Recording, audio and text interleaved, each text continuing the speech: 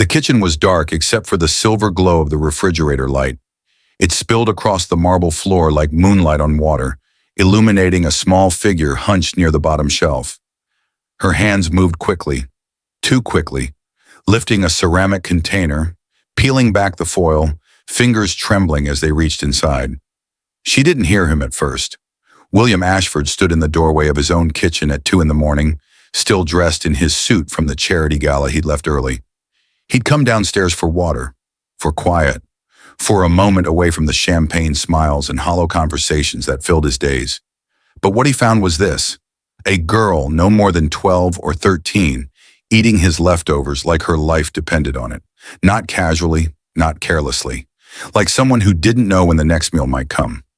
She ate standing up, barely chewing, her shoulders curved inward as if trying to make herself smaller. Her dark hair fell around her face in tangled waves. Her clothes, a faded purple hoodie and jeans worn thin at the knees, hung loose on her thin frame. And then she froze. Maybe she sensed him.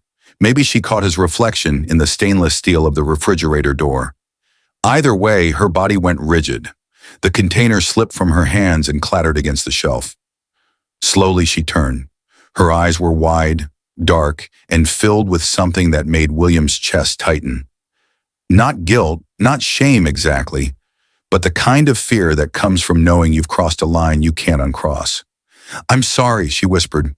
Her voice was so small it barely reached him.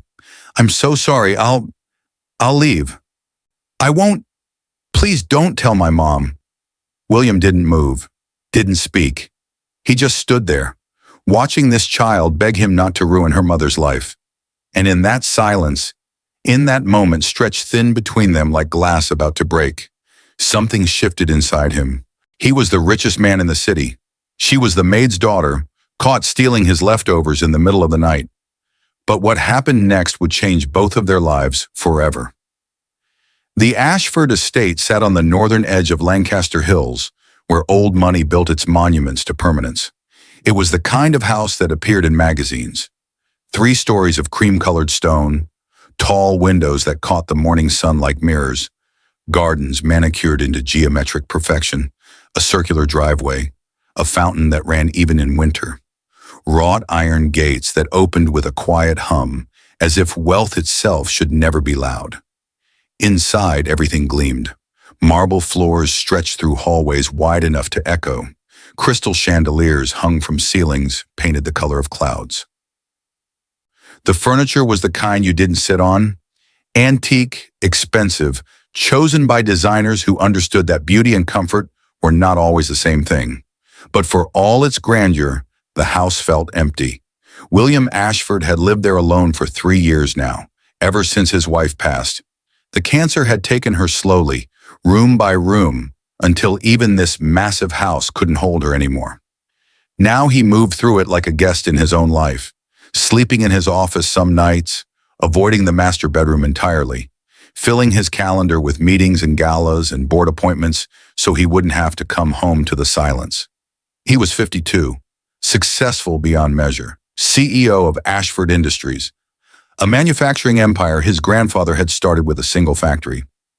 Forbes estimated his net worth at somewhere north of $800 million, and he was lonelier than he'd ever been. The staff came and went like shadows. A cook who prepared meals he barely touched, a driver who took him to places he didn't want to go, and Maria Alvarez, the housekeeper who'd worked for him for nearly a decade, who kept the mansion running with quiet efficiency, who never asked questions and never expected conversation. Maria was 43, though she looked older. Years of hard work had carved lines into her face that didn't match her age. She arrived every morning at 6 and left after 8, cleaning rooms that rarely got dirty, washing dishes that barely got used. She was grateful for the job. She needed it. Her husband had left when her daughter was still a baby, disappearing one night and never sending a dollar home. So Maria worked, here and at a diner on weekends, and sometimes cleaning offices downtown when the bills piled too high. Her daughter's name was Lily. Lily Alvarez was 13 years old and carried herself like someone who'd learned early that the world didn't owe her anything. She was small for her age, with her mother's dark eyes and a quietness that people often mistook for shyness. But it wasn't shyness. It was watchfulness. The kind of careful attention that comes from growing up on the edge of things, where one wrong step could mean disaster. She lived with her mother in a one-bedroom apartment on the east side of town, where the buses ran late and the streetlights flickered. Maria slept on the couch. Lily got the bedroom, though it was barely big enough for a twin bed and a dresser. They shared everything else. Groceries stretched thin across 2 weeks, winter coats passed down and patched, dreams discussed in whispers so the neighbors wouldn't hear. Most days, Lily went to school and then came home to an empty apartment. She did her homework at the kitchen table, made herself ramen or toast, waited for her mother to come home smelling like bleach and exhaustion. But lately, just in the last few weeks, Maria had started bringing Lily with her to the Ashford estate. Not during the day, never when Mr. Ashford might see. But late at night, after he'd gone to bed, Maria would bring Lily to help with the evening tasks, folding laundry, organizing pantries, small things that let Maria finish faster, get home earlier, maybe sleep an extra hour. Lily never complained. She understood what her mother wouldn't say out loud, that they needed every dollar, every minute, every bit of help they could scrape together. And sometimes when her stomach cramped with hunger and her mother wasn't looking, Lily would slip into that massive, gleaming kitchen and take what she thought wouldn't be missed. Just leftovers. Just the things already scraped into containers and forgotten. Until tonight, when William Ashford came downstairs and found her. For a long moment, neither of them moved.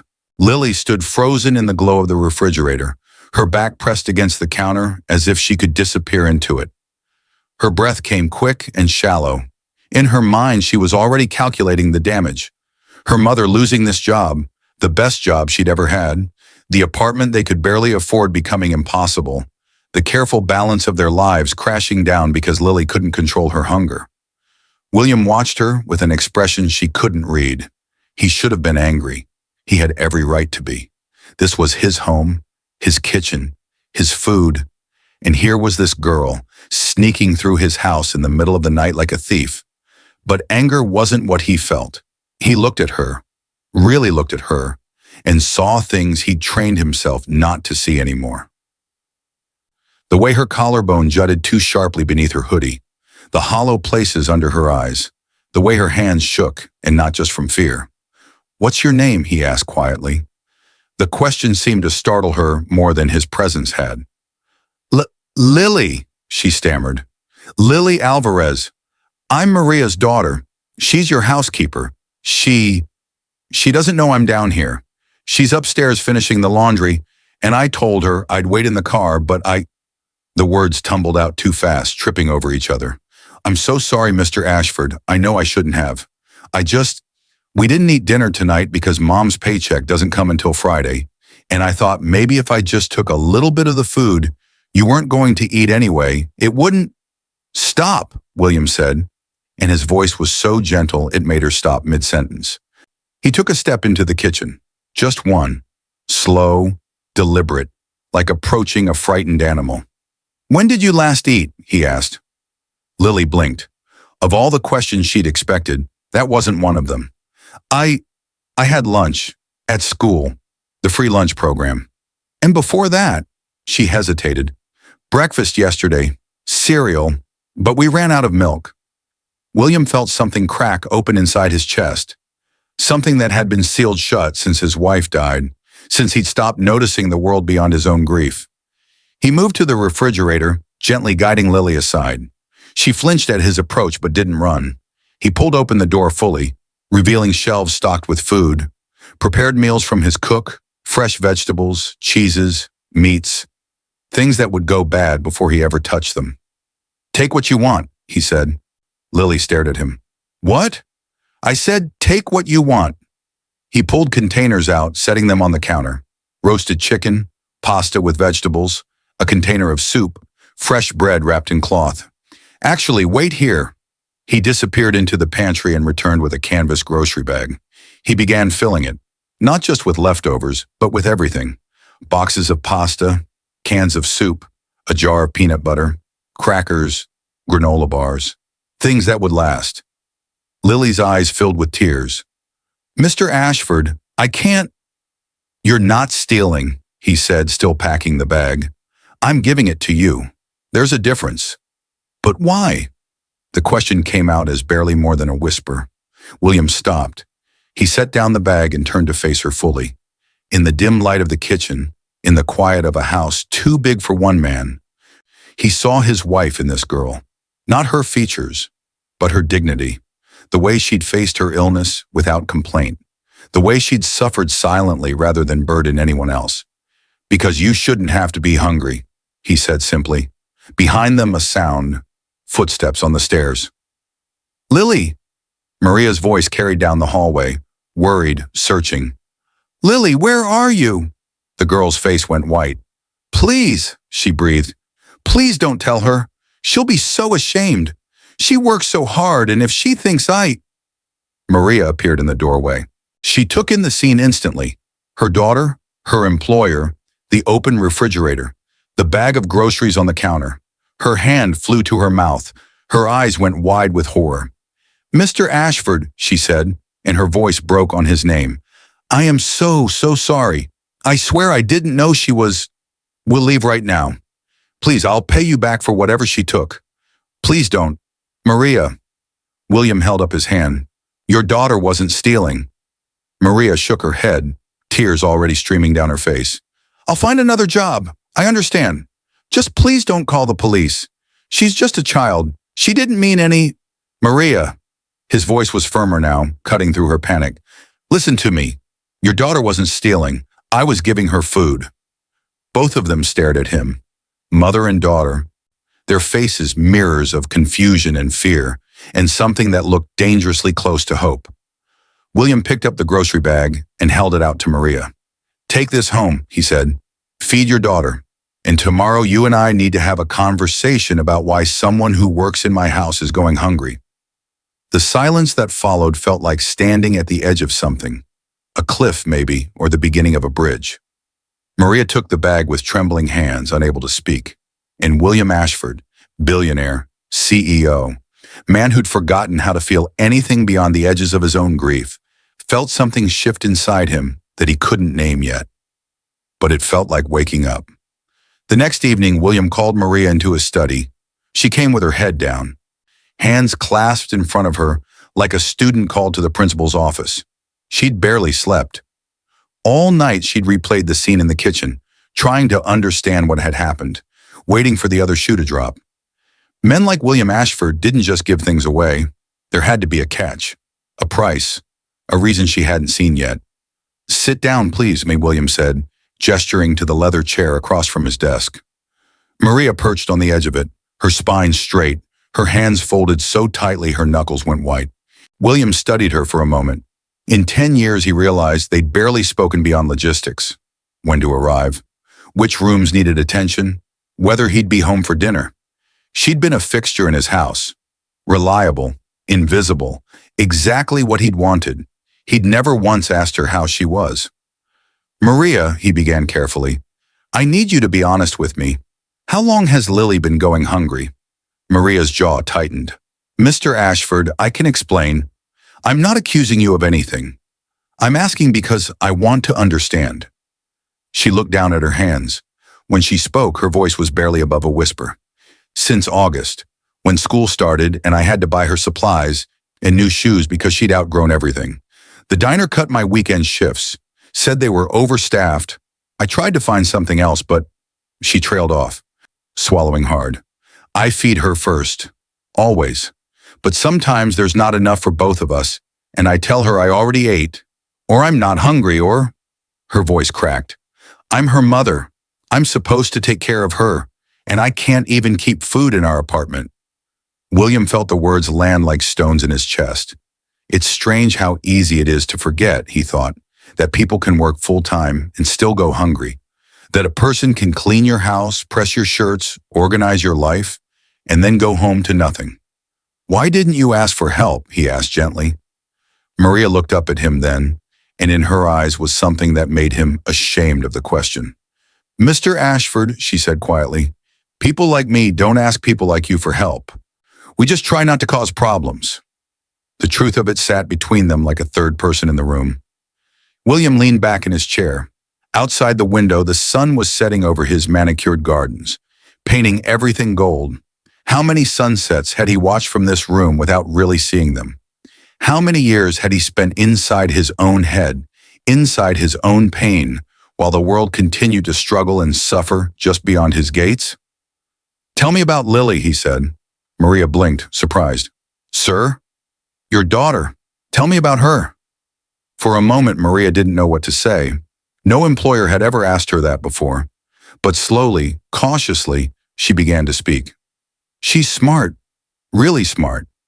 Makes straight A's even though she has to study by herself because I'm always working. She wants to be a doctor someday." A small, sad smile crossed Maria's face. She reads these library books about medicine and biology, checks them out over and over. She says she wants to help people who can't afford to be helped. She sounds remarkable. She is. Maria's voice broke again. She deserves so much more than I can give her. She deserves to not have to sneak food from someone else's kitchen because her mother can't. She pressed her hand to her mouth, stopping the words. William stood and walked to the window. He'd been wealthy his entire life. Inherited money, then made more of it, then made more still. He'd never known what it meant to choose between food and rent, medicine and electricity, pride and survival. His wife, Catherine, used to volunteer at shelters. She'd come home and tell him stories about the people she met. Not statistics, but human beings with names and histories and dreams that poverty hadn't quite crushed. He'd listened politely, written checks to her favorite charities, and thought that was enough. He'd thought money from a distance was the same as caring. "Maria," he said, still looking out the window, "how much do I pay you?" She told him. The number was fair by industry standards. It was also, he realized with sudden clarity, nowhere near enough for someone to actually live on. He turned to face her. "I'm giving you a raise, effective immediately, 50%. Maria's eyes went wide. "Mr. Ashford, you don't have to. I'm also setting up an account for Lily's education. She wants to be a doctor? Then she's going to be a doctor. I can't accept that." Maria stood abruptly, shaking her head. "It's too much. We don't need charity." "It's not charity." William's voice was firm but not unkind. "It's me correcting a mistake I've been making for years. I've been paying you to take care of my home while barely paying you enough to take care of your own family. That ends now." Maria stood frozen, tears streaming down her face, unable to speak. William moved to his desk and pulled out a business card. He wrote something on the back and handed it to her. "This is my personal number. If you or Lily ever need anything, you call me. No more deciding whether to eat. No more sneaking food. No more silence. Understood?" Maria looked at the card, then at him, then back at the card. Her hands trembled as she took it. "Why?" she whispered. "Why are you doing this?" William thought of his wife, of the empty rooms in this house, of the years he'd spent drowning in money while forgetting what it meant to be human. "Because someone I love very much taught me that wealth without compassion is just another form of poverty," he said quietly. "And I've been poor in the ways that matter for far too long. It's strange, isn't it? How hunger can teach kindness faster than any fortune ever could. How it takes seeing someone else's pain to remember your own heart is still capable of breaking." Maria clutched the card to her chest and wept, and William Ashford, for the first time in 3 years, felt something other than grief. He felt purpose. 3 months passed like pages turning in a book William hadn't realized he was reading. The house began to feel different. Less like a mausoleum, more like a home. Lily started coming by after school while Maria worked. At first, she'd sit quietly in the kitchen doing homework, barely making a sound, as if afraid that any noise might shatter whatever fragile kindness had opened up for them. But gradually she began to relax. She'd ask William questions about his day, tell him about what she was learning in biology, show him drawings she'd made in art class. William, who hadn't had a real conversation with anyone in years, found himself looking forward to those afternoons. He started keeping better food in the house. Not just prepared meals from his cook, but things a 13-year-old might actually want. Pizza, ice cream, fresh fruit. He'd pretend he'd accidentally ordered too much, that it would just go to waste if someone didn't eat it. Lily saw through the pretense but never said so. She'd simply smile and say thank you, and something about that smile, shy and grateful and full of a hope she was still learning to trust, reminded him of why any of this mattered. But it was on a Tuesday in late November when everything truly changed. William had been invited to speak at the annual Lancaster Business Council dinner, one of those mandatory events where the city's wealthy congratulated themselves on their success and wrote checks that let them sleep better at night. He'd planned to skip it. He skipped most things these days, but his assistant had insisted, and so he found himself in a ballroom full of people he barely knew anymore, making small talk that felt increasingly hollow. He was about to leave early when he saw her. Margaret Hendricks, CEO of Hendricks Property Management, a woman he'd done business with for years, whose company managed several of his commercial buildings. She was standing near the bar, laughing with a group of other executives, and something about her voice carried across the room. Sharp, dismissive, the kind of laugh that comes at someone else's expense. I mean, honestly, she was saying loud enough for half the room to hear, these people come here expecting handouts. My housekeeper actually had the nerve to ask for time off because her kid was sick. I told her if she couldn't manage her personal life, maybe she should find a different job. The group around her chuckled. Someone muttered agreement. William felt something cold settle in his stomach. They don't understand work ethic anymore, another voice chimed in. Everything's, I need more money, I need more benefits. Nobody wants to work hard. Margaret nodded. Exactly. My cleaning staff is constantly complaining. If they spent half as much energy working as they do whining, they'd be fine. William started walking toward them before he'd consciously decided to move. Margaret, he said, and his voice cut through the conversation like a knife. She turned, her smile bright and artificial. William, I didn't know you were coming tonight. How wonderful to... How much do you pay your cleaning staff? He asked. The smile faltered. I'm sorry? Your housekeeper, the one whose child was sick. How much do you pay her? Margaret's eyes narrowed slightly. The group around her had gone quiet. I don't see how that's relevant. Humor me. She named a figure. It was less than what William had been paying Maria before the raise, barely above minimum wage. And her benefits? William pressed. We don't offer benefits for part-time contractors. So when her child gets sick, she has to choose between taking care of her kid and paying her rent. Margaret's expression hardened. That's not my problem. I'm running a business, not a charity. William reached into his jacket pocket and pulled out something small. A pin. It was simple, just a small bronze circle with an engraved image of two hands clasped together. His wife Catherine had worn it every day. She'd gotten it from the women's shelter where she volunteered, a gift from one of the mothers she'd helped find housing. After Catherine died, William had carried it with him, though he couldn't have said why. Until now.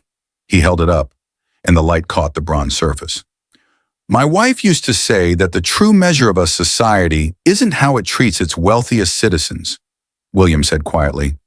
It's how it treats the people who clean their houses, who serve their food, who raise their children while barely able to feed their own.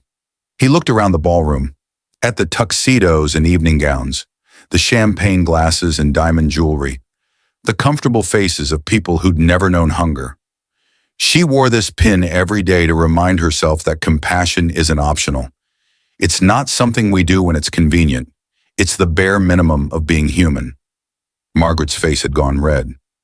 This is hardly the place for a sermon, William. You're right. He pocketed the pin. This is a place where we celebrate our success while the people who make that success possible can't afford to see a doctor, can't feed their kids, can't take a day off when their world falls apart. He turned to address not just Margaret, but everyone within earshot.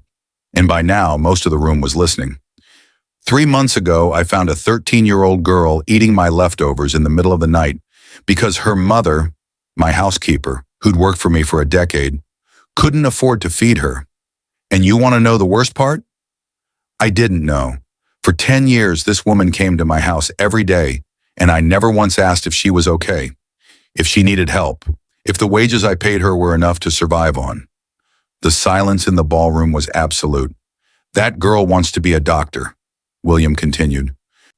She wants to spend her life helping people, And she almost gave up on that dream because people like us, he gestured around the room, decided that our comfort matters more than their survival. He looked directly at Margaret. So here's what I'm going to do. I'm starting a foundation. It's going to provide fair wages, health care, and education funding for domestic workers across this city. Real support, not charity, not handouts, just basic human dignity. He paused. And I'm personally going to make sure that every single person working for my companies, from the janitors to the executives, earns enough to actually live on. Margaret's mouth opened, closed. She looked around for support, but the faces around her had shifted. Some looked uncomfortable, others thoughtful. A few were nodding slowly. That's, she started, but couldn't seem to find the words. The right thing to do? William finished. Yes, it is. He pulled out the bronze pin one more time, looked at it, and felt his wife's presence like a hand on his shoulder. You'd be proud, he thought. I'm finally listening. He turned and walked out of the ballroom. Behind him, the silence erupted into whispers, some angry, some confused, but some, and this was what mattered, some sounded like the first stirrings of conscience waking up. The foundation launched in January. William named it the Catherine Ashford Foundation for Working Families, a tribute to the woman who'd seen what he'd been too blind to notice. Within weeks, it became the talk of Lancaster Hills. Not everyone approved. Margaret Hendricks called it virtue signaling. She told anyone who would listen that William had lost his mind, that he was betraying his own class, that businesses couldn't function if they coddled their workers. But her voice grew quieter as the months passed, because something unexpected happened. Other business owners started asking questions. How much should we pay? What benefits matter most? Is it really sustainable? William opened his books, showed them the numbers, proved that treating people with dignity didn't destroy profit margins. It just required caring more about people than quarterly bonuses. Some followed his lead, others didn't. And Margaret Hendricks? She learned a harder lesson. 3 of her best housekeepers quit within a month, hired immediately by families who'd heard William's speech and decided to do better. Her property management company started losing contracts, not because William interfered, but because word spread about how she treated her workers. In a city where reputation mattered, hers had soured. By spring, her business was struggling, not failing, but diminished, smaller, less influential. She never apologized. People like Margaret rarely do. But she became quieter at social functions, less quick to judge, more careful with her words. Sometimes justice isn't loud. Sometimes it's just the slow realization that cruelty has a price. Meanwhile, Maria's life transformed in ways she still couldn't quite believe. The raise meant she could quit her weekend job at the diner. She started sleeping on an actual bed instead of the couch. She bought groceries without counting every dollar. Small things, ordinary things, things that felt like miracles when you'd lived without them. And Lily bloomed like a flower finally given sunlight. Her grades, already good, became exceptional. She joined the science club at school, started talking about college, not as an impossible dream, but as a real future she could actually reach for. The education fund William set up meant that future was guaranteed now. Medical school, all of it, paid for. But more than the money, more than the security, what changed Lily most was the belief that someone saw her, that her life mattered, that her dreams weren't foolish. She still came by the Ashford estate after school, but now she'd sit with William in his study while he worked, doing her homework at the table by the window. Sometimes they'd talk, sometimes they'd just exist in comfortable silence. 2 people who'd found family in the most unexpected place. William had the bronze pin mounted in a small frame in his office. Beneath it, he'd placed a photo, one that Maria had taken without him knowing. It showed him and Lily at the kitchen table, her showing him something in a textbook, both of them smiling. He looked at it every day, and every day he remembered what it felt like to be awake again, to matter, to use his wealth not as a shield from the world, but as a bridge toward it. The house wasn't empty anymore. It was full of purpose, full of meaning. Full of the sound of a young girl laughing while she studied, her mother humming while she worked, and a man who'd forgotten how to live, learning to do it again. One night in his kitchen had changed everything. Not because William Ashford was a hero. He wasn't. He was just a man who'd finally opened his eyes and decided to see. Sometimes that's all it takes. One moment of attention, one choice to care, one decision to treat another human being like they matter. The ripples from that moment spread wider than he ever imagined. And in a city where wealth had built walls between people, those ripples began to crack the foundations. 2 years later, on a Sunday morning in early spring, William stood in his kitchen making pancakes. It was a simple thing, ordinary, the kind of moment that wouldn't make headlines or change the world. But it was his favorite kind of moment now. Lily sat at the counter, her biology textbook open in front of her, highlighting passages about cellular respiration while she waited for breakfast. She was 15 now, taller, more confident, but still with that same careful kindness that had drawn him to her from the beginning. Maria was setting the table in the dining room.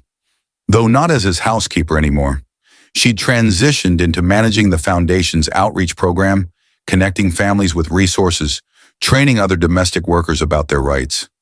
She was good at it, better than good. She understood what people needed because she'd lived it.